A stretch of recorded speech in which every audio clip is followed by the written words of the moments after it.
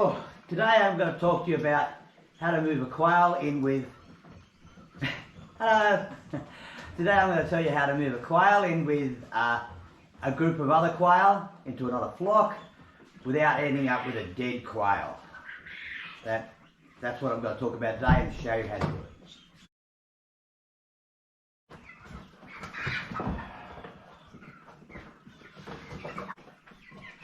Quail. This crow, really crazy now, all of them. The others, they're just getting too violent to be here.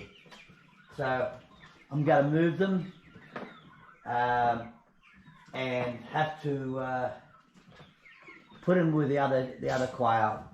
And the chickens they're a bit too young to go out with the big boys, but we'll look at that in a minute. So first things first, let's get these suckers out of here and get them to the farm. I use the top of my cage, that way there's less likely they can jump out, but don't worry, they will.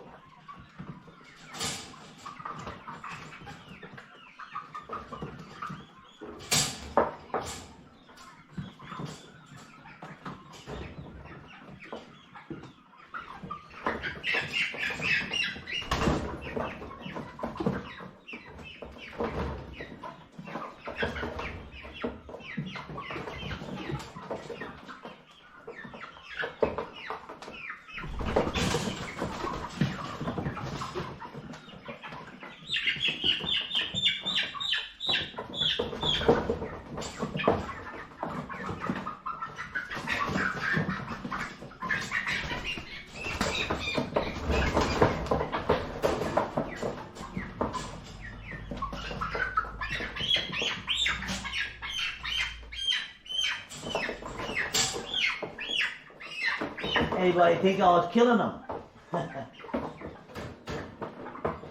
Okay.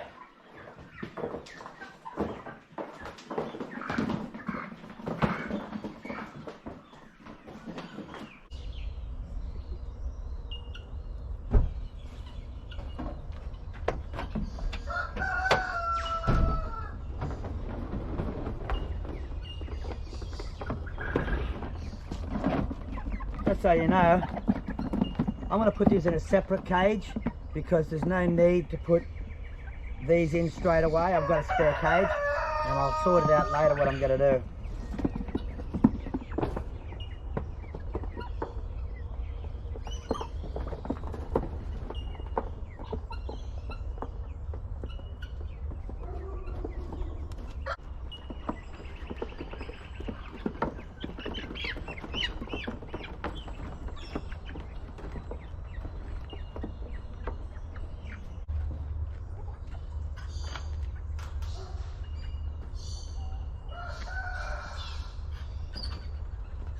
Right,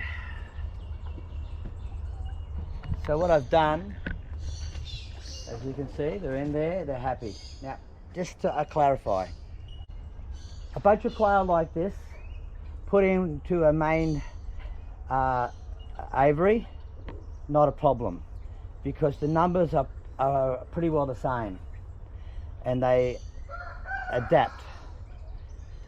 Two things to always remember. Pecking order, one, and the other is neutral territory. Now, in this situation, there's always a pecking order, no matter what it is. Even people, there's a pecking order. Chickens especially, quail is a pecking order, and if you don't allow for that, you have problems.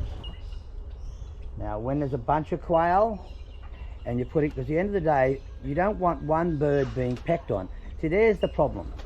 If you have a bunch of quail, put them together with another bunch of quail, they'll be fighting and all that, and they'll always be fighting.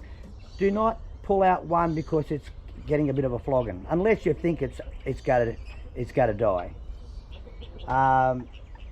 If there's otherwise. It's going to happen again. If you pull them out and it's bashed up and you heal it up and put it back in again, it's going to be bashed up again. But in a big group, because there's say 10 to 10, for argument's sake, there's only 1-on-1, and it's not too bad. He has a bit of a chance to relief. Okay. Oh, just collecting a few eggs while I'm here. About this little fella here, we've got a little quail. First things first, we talked about group association. It's not a problem. Individual in a group is. If you put this one in with this cage, now you probably have a chance in this because it's such a big cage and there's only 12 in here. But if I had a small cage and I put it in there, it's got nowhere to hide. So she gets chased. So what you've got to do is have lots and lots of nooks and crannies, number one. Number two, the secret, and I'll share the secret, of putting this little fella in amongst 12, 20, 30, 40, because remember, pecking order, they all want to prove they're the boss. It would die. Now, the simplest way I've found, and this is only I'm no quail expert, I'm no animalologist or whatever you want to call them, but I will say that let them flap out till they don't run out of steam. How you do it is this. Put it in a box or a little cage, and guess what? Make it a 1-on-1. Put two together. Like, imagine that was a proper cage. Now it's 1-on-1 in a small cage. If I had kept the food off them for a bit and put food in there as well, stuff to take things off the mind of them too, problem solved. There's a little trick too. Take them for a drive. It works with many animals. How's it go? Put it this way, if you're in a really tough situation, you're more likely to make friends than enemies through trying to acclimate. For argument's sake, in a foxhole, in the war, you know what I mean, people bonded much stronger. They had a reason to, survival. Now, you leave these two quail together, let them adjust to each other. Then I get two more quail from the thing, get a different box, put it in the same box. Because the idea is you put them into a place they have a neutral territory.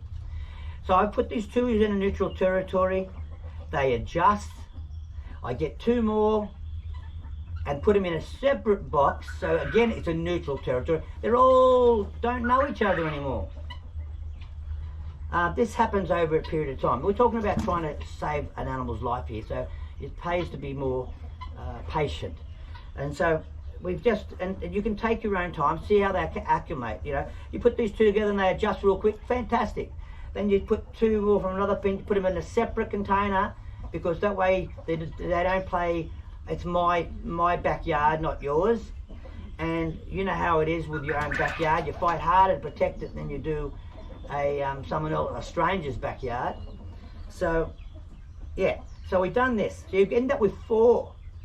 You end up with and then what you do with the rest of them is that you take them out of the pen they're in, put them in a separate pen, and when you've got to about half and half, and then you put them all in the tight spot in the new pen. These ones have all learnt to bond, but then they've thrown in the mix with about 6 more, and you put them in a separate pen. They all of a sudden and it's tight, because that way it's just too much hustle and bustle going on. And then you feed them, and they're all chucking mental trying to get the food, because quail very quickly need more food and water. That's the two main things with quail. If they don't get it 24/7, they die. I mean, they are really sensitive to food and water loss. Some animals can survive for a long period, not quail. So that's what you do. And then when you let them out, and put them into their natural, into the new pen, you take them all back, put them in the new pen, they're all new to it. Everybody's happy to, honky-dory, the word is. So we've done that, they're all now running around. Don't forget, lots of room, and not lots of room, lots of nooks and crannies. A case happened to me once when I first got into quail. I had 1 male and 3 girls from memory. I put them in a cage, and one just got hunted relentlessly, because he liked her, and he basically shagged her to death. Anyway, I haven't told you already, well, I have told you now. So there you go. That's how you do it. It is pretty simple, as long as you keep in mind the 2 key things that makes a difference. Oh, 3 you could say. Make them hungry, to then put them into, they're thinking about the food, not the fighting. Pecking order and neutral territory. They're the 3 key ingredients with just about any situation. Okay, catch ya. Hope you liked it. Hope you subscribe and ring that notification bell, because without you there's no me, and I like being here. So catch you later. Bye.